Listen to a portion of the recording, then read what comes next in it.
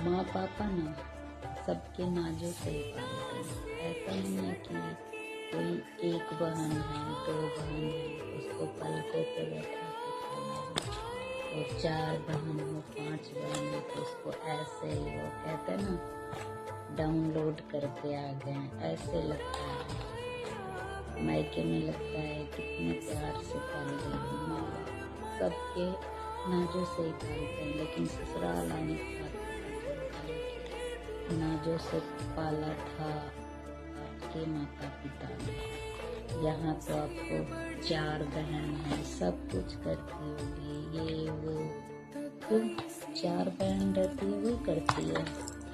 अरे सब लोग करते हैं, जिसके दो बहन रहती है ना, एक बहन रहती है, वो भी चार पांच बहन का बराबरी नहीं कर सकती, चाहे उस माँ बाप का।